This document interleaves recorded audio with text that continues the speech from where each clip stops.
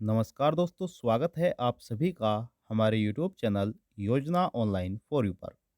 दोस्तों, एक बार फिर आपके सामने एक महत्वपूर्ण जानकारी लेकर हाजिर हुए हैं। अगर आपने भी आंगनवाड़ी के तहत आवेदन किया हुआ है तो दोस्तों यह जानकारी आपके लिए है। दोस्तों, यह जानकारी आपके लिए बुरी भी साबित हो सकती है, क्योंकि सरकार द्वारा एक बड़ा नोटिफिकेशन जारी कर दिया गया है, जिसमें बताया गया है कि कुछ व्यक्तियों के जो फॉर्म है वह निरस्त किए जा सकते हैं। जैसे कि आप सभी जानते हैं कि सरकार द्वारा कुछ नियम निर्धारित किए गए थे और दोस्तों आय भी यहाँ पे निर्धारित की गई थी। तो दोस्तों आपकी कितनी आय होनी चाहिए उसके बारे में आपकी जानकारी यहाँ पर मिलने वाली है, और अगर उस आय से अधिक आपकी आय है तो आपका फॉर्म निरस्त कर दिया जाएगा। साथ ही दोस्तों, कुछ व्यक्तियों ने बहुत ही ज़्यादा गलती की हुई है, जिनके फॉर्म सरकार द्वारा ऑलरेडी निरस्त कर दिए गए हैं। अब दोस्तों किन-किन व्यक्तियों के यह फॉर्म निरस्त कर दिए गए हैं और वह कौन-सी गलती है, आपको यहाँ पर संपूर्ण जानकारी मिलने वाली है। अगर आपने भी आवेदन किया हुआ है आंगनवाड़ी के तहत तो वीडियो को पूरा वॉच करिएगा, तभी आप समझ पाएँगे। तो क्योंकि दोस्तों आपको स्टेप बाय स्टेप संपूर्ण जानकारी हम डिटेल वाइज़ यहाँ पर देने वाले हैं। दोस्तों, वीडियो को शुरू करने से पहले आपसे हमारा छोटा-सा निवेदन है कि अगर आपने अभी तक वीडियो को लाइक नहीं किया है, वीडियो को लाइक कर दीजिए और ज़्यादा से ज़्यादा शेयर भी कर दीजिए, ताकि और भी व्यक्ति यह जानकारी प्राप्त कर सकें। दोस्तों, वीडियो शुरू करते हैं और आपको यहाँ पर डिटेल वाइज जानकारी दे देते हैं। दोस्तों, उत्तर प्रदेश सरकार द्वारा ग्रामीण अंचल में महिला स्वास्थ्य, बाल विकास व टीकाकरण जैसी योजनाओं का सुचारू रूप से पूरी करने के लिए प्रदेश में आंगनवाड़ी भर्ती आयोजित की गई है। दोस्तों, यह भर्ती जैसे कि आप सभी जानते हैं कि 53,000 पदों पर सरकार द्वारा निकाली गई है, और करीब यह भर्ती दोस्तों आपके 58 से अधिक जिलों में समाप्त हो चुकी है। दोस्तों, यह भर्ती पूरे 75 जिलों में की जानी है, और अब तक आपकी जानकारी बता बता दें कि करीब 68 जिले ऐसे हैं जिनमें ऑनलाइन आवेदन हो चुके हैं। हालाँकि दोस्तों कुछ जिलों की अंतिम तिथि को बढ़ा दिया गया है, उसके बारे में भी आपको जानकारी दी जाएगी कि वह कौन-कौन से जिले हैं जिनकी अंतिम तिथि सरकार द्वारा बढ़ा दी गई है। ठीक है दोस्तों? दोस्तों, आपकी कितनी आय होनी चाहिए और कितनी आय होने के उपरांत दोस्तों आपका फॉर्म सेलेक्ट किया जाएगा, आपको यहाँ पर संपूर्ण जानकारी हम आपको देते हैं। चाहे आपने आंगनवाड़ी कार्यकर्त्री, मिनी आंगनवाड़ी कार्यकर्त्री या फिर आंगनवाड़ी सहायिका के लिए आवेदन किया हो। आपने किसी भी पद के लिए आवेदन किया हो दोस्तों, तो इस वीडियो को पूरा वॉच करिएगा। वहीं दोस्तों आगे जानकारी दी गई है। दोस्तों, आपकी जानकारी के लिए बता दें कि भर्ती के लिए आवेदन की प्रक्रिया जो है, वह किसी राज्य में ऑनलाइन मोड में पूरी की गई है, किसी राज्य में ऑफलाइन मोड में पूरी की गई है।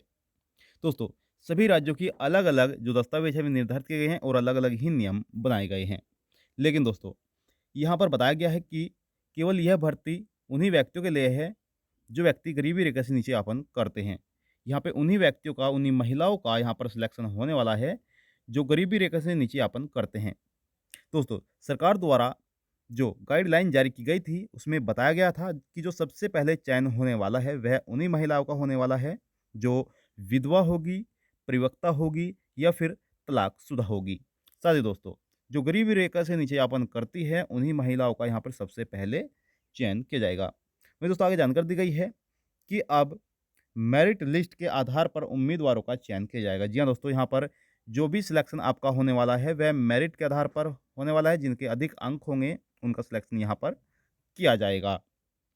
दोस्तों, कुछ व्यक्ति यहाँ पर ऐसे भी हैं कि जिसके पास 10वीं है, कुछ व्यक्ति ऐसे हैं कि जिसके पास 12वीं है। देखिए दोस्तों, सभी व्यक्तियों के पास समान योग्यता नहीं होती है, किसी के पास कम होती है, तो किसी के पास अधिक होती है। तो उसी बेस पर आपका यहाँ पर जो चयन है, वह किया जाएगा। हालाँकि भर्ती के उम्मीदवारों के लिए कुछ आयु सीमा निर्धारित की गई है। ऐसे में आय उम्मीदवार की जो जो अगर आपकी आय दोस्तों सीमा से अधिक है, जो सरकार द्वारा निर्धारित की गई है, अगर उससे अधिक है तो आपके जो फॉर्म है, जो आपका आवेदन है, वह निरस्त किया जा सकता है, और इसके अलावा मेरिट लिस्ट के आधार पर आपका यहाँ पर चयन कैसे होगा, उसके बारे में भी आपको जानकारी दी जाएगी। तो दोस्तों, आपकी कितनी आय होनी चाहिए, उसके बारे में भी आपको जानकारी दे देते हैं, और जिन व्यक्तियों के पहले ही आवेदन निरस्त कर दिए गए हैं, वह कौन से व्यक्ति है और किस कारण से उनके आवेदन निरस्त किए गए हैं, उसके बारे में भी आपको यहाँ पर जानकारी दे देते हैं। दोस्तों, जो आपकी मेरिट है वह किस फ़ॉर्मूले के आधार पर बनाई जाएगी, वह भी दोस्तों आप यहाँ पर जान लीजिए। दोस्तों, अगर आपके पास 8वीं है यानी कि अगर आप 8वीं पास हैं, तो दोस्तों आपके जो भी अंक उसमें होंगे, उसी के आधार पर आपकी मेरिट लिस्ट बनाई जाएगी या फिर आपने 8वीं, 10वीं और 12वीं की है, तो दोस्तों 8वीं और 10वीं, 12वीं के अंकों के आधार पर ही आपकी मेरिट लिस्ट बनाई जाएगी। ठीक है दोस्तों, आपके जितने भी चाहे अंक हों, उसको आपको 10 से विभाजित कर देना है, 10 से भाग कर देना है और जो भी आपका उत्तर आएगा, वही आपकी मेरिट होगी। जैसे कि दोस्तों समझ लीजिए कि आपकी जो अंक है 10वीं में, वह 45% है। ठीक है दोस्तों? और उसने आंगनवाड़ी भर्ती में आवेदन किया है। तो ऐसे में जो आपके अंक होंगे 45 से प्रतिशत, तो दोस्तों 10 से विभाजित कर देना है और 10 से विभाजित करने के उपरांत दोस्तों जैसे कि आपका 45% अंक है तो 4.5 आपकी यहाँ पे मेरिट बन जाएगी। तो दोस्तों तो इस प्रकार से आप भी अपने घर जो है मेरिट बना सकते हैं और देख सकते हैं कि आपकी कितनी मेरिट यहाँ पर बनी हुई हैं। दोस्तों इससे आप धोखाधड़ी से भी बच सकते हैं क्योंकि सरकार द्वारा यहाँ पर यही फ़ॉर्मूला अपनाया जाएगा जो हम आपको बताए जा रहे हैं। ठीक दोस्तों? तो इस प्रकार से आप अपने घर बैठे ही अपनी मेरिट बना सकते हैं। सही दोस्तों आपकी जो आय है वह कितनी होनी चाहिए वह भी दोस्तों आप यहाँ पर देख लीजिए। तो दोस्तों आप यहाँ पर देख सकते हैं कि सरकार द्वारा कितनी आय निर्धारित की गई है। जानकारी के मुताबिक ग्रामीण क्षेत्र की महिला उम्मीदवारों के लिए अधिकतम वार्षिक जो आय सीमा है वह 40,080 रुपये होनी चाहिए। ठीक है दोस्तों?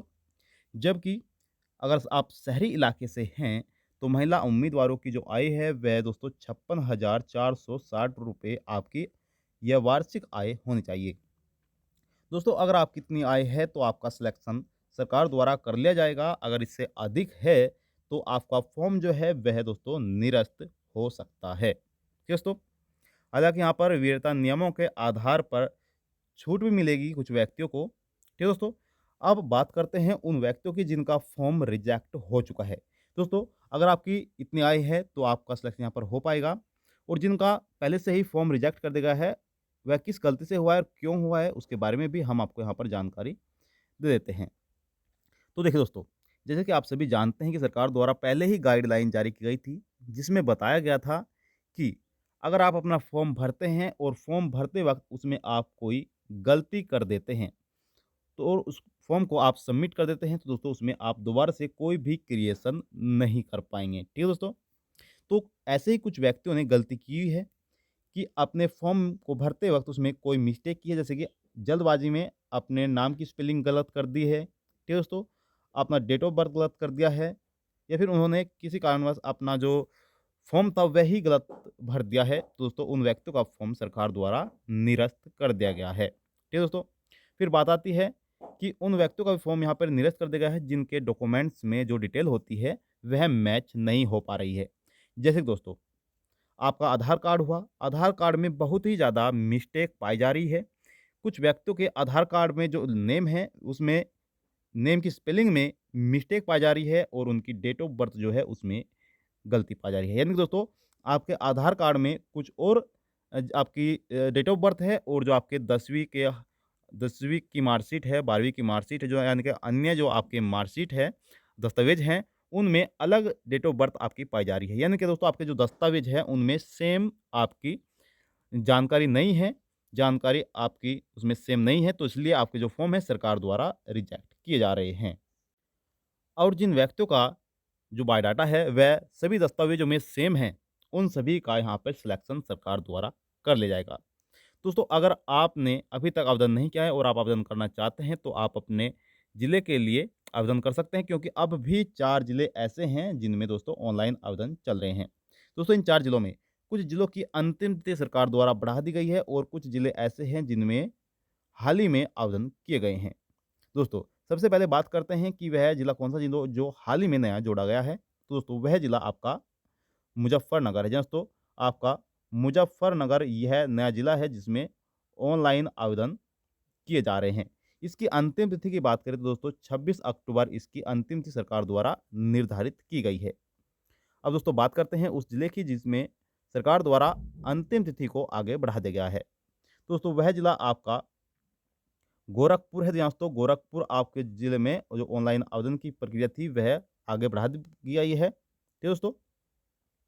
इस ज़िले की जो अंतिम तिथि सरकार द्वारा पहले निर्धारित की गई थी वह 4 अक्टूबर निर्धारित की गई थी, जिसको बढ़ाकर अब दोस्तों 14 अक्टूबर कर दिया गया है। अगर आप गोरखपुर ज़िले से हैं तो दोस्तों आप अपने ज़िले के लिए आवेदन कर पाएँगे। ठीक दोस्तों, तो ये थी आपके लिए महत्वपूर्ण जानकारी। आपको जानकारी कैसी लगी हमें कमेंट बॉक्स में जाकर ज़रूर बताइएगा, और अगर आपको कोई सवाल है, आप कोई सवाल करना चाहते हैं दोस्तों, तो आप हमें सवाल कर सकते हैं। साथ ही आपको बता दें कि जिन व्यक्तियों ने आवेदन किया हुआ है, उनकी जो मेरिट लिस्ट है वह दोस्तों 31 अक्टूबर तक सरकार की ऑफ़िशियल वेबसाइट पर अपलोड कर दी जाएगी। दोस्तों, आपसे छोटा-सा निवेदन है कि अगर आपने अभी तक वीडियो को लाइक नहीं किया है, वीडियो को लाइक कर दीजिए, ज़्यादा से ज़्यादा शेयर भी कर दीजिए, और अगर आप चैनल पर पहली बार आए हैं, तो चैनल को ज़रूर सब्सक्राइब कर दीजिए। दोस्तों, मिलते हैं आपको नेक्स्ट वीडियो में, जब तक के लिए जय हिंद, जय भारत।